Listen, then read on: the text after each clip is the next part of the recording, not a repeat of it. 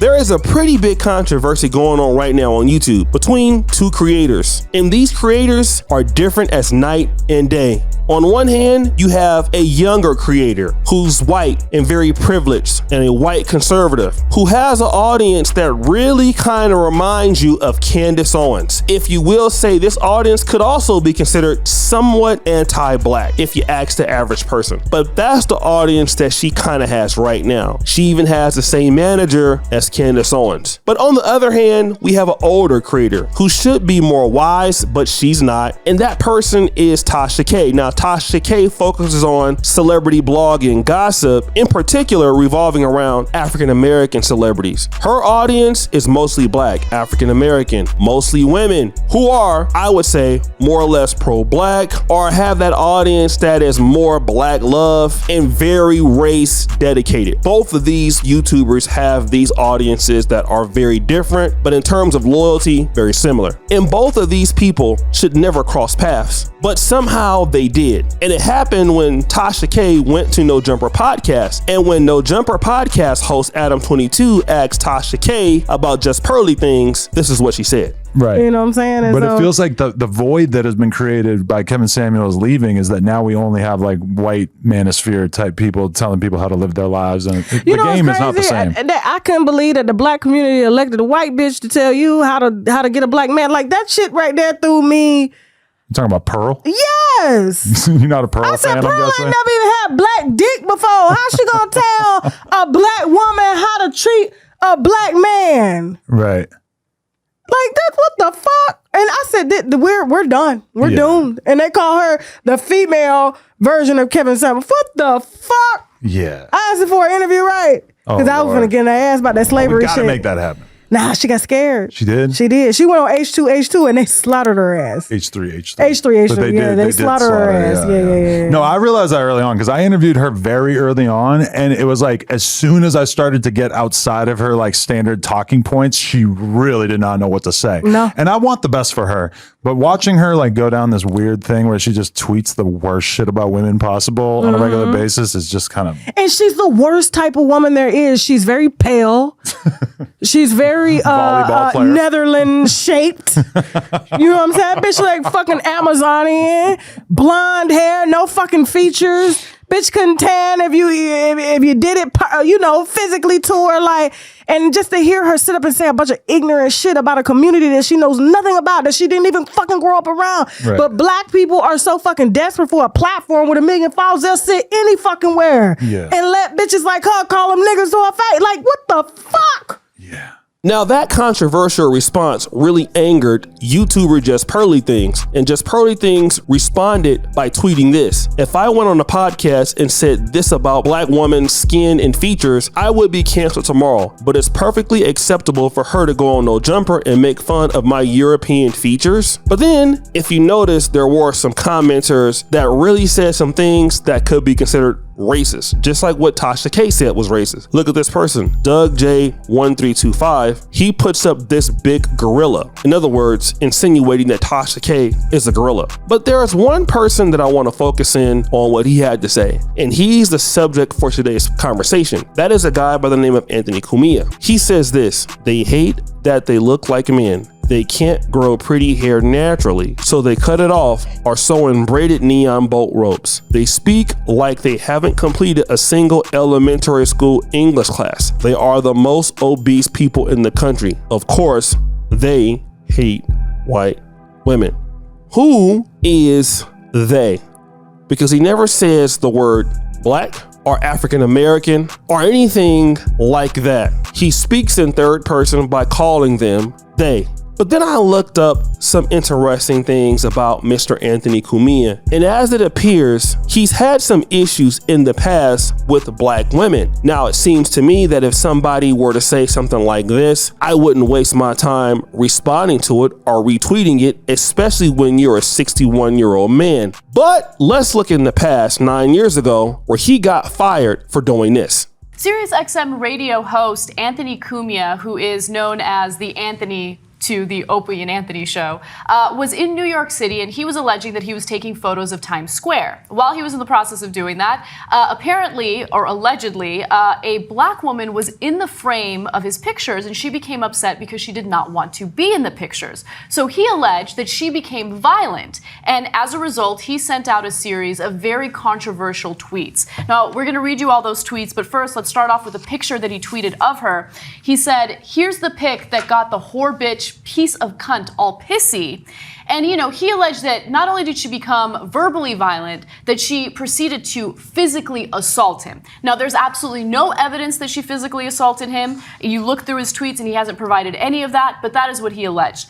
In the next tweet, he explained what happened. So he tweets, someone says, "So what started all of this?" And he said, "I was taking pictures in Times Square. She was in a pic. Violence was her answer. Animal." Let's read the rest of the tweets. All right. He says, "So I'm taking pictures in New York City, and a black girl who was in frame punched me in the face. I called her a fucking," I don't know what he said, because that's what she was.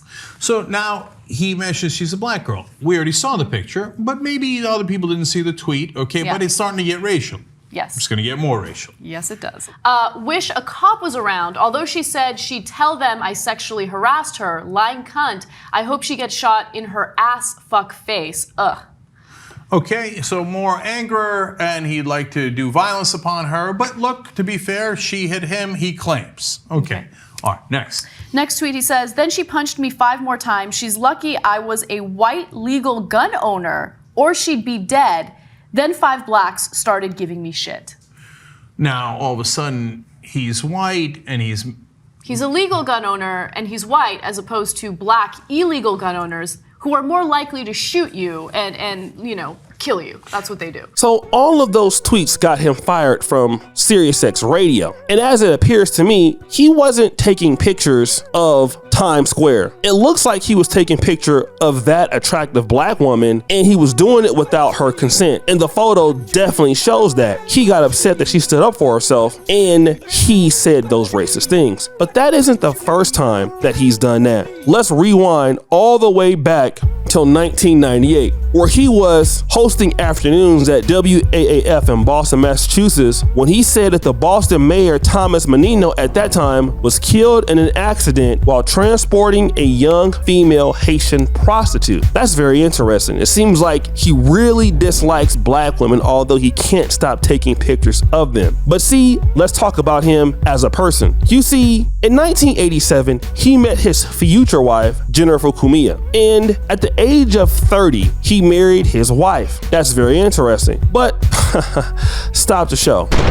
Did you know that Jennifer Kuma, his first wife, was dating his brother Joseph at the time?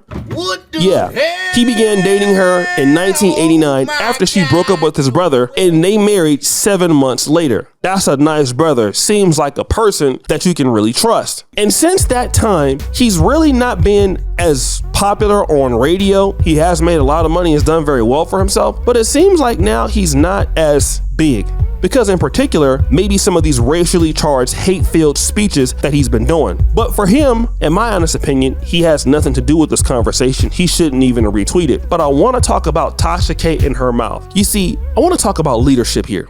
Leadership is a very big problem in Black America. And Tasha K, who has a husband who is allegedly African, he's a terrible leader. You see, if Tasha K had a good husband that she respected, she would keep her mouth off of people, but she can't do that. You see, if Tasha K would have kept her mouth off Just Pearly Things and talking about her in that way, all of this racist response that we're getting right now, it wouldn't be out there. And let me just tell you this, I'm a pro-black and I'm definitely gonna always stand up for the black community, and Anthony Kuma should be kicked off of Twitter for sure, right? But at the same time, Tasha K needs to be woman enough not to put her husband in situations, and he needs to be man enough to basically make her shut her mouth. That's right. Make her shut her mouth. Why? Because her mouth got them in a $4 million lawsuit in which she's begging Cardi B to stop. And see, this is the issue right now. No leadership in that marriage. Here's a man that this woman doesn't respect at all. period. This is why she admitted that she cheated on him before and he stayed. And this is the problem right now. When you have a woman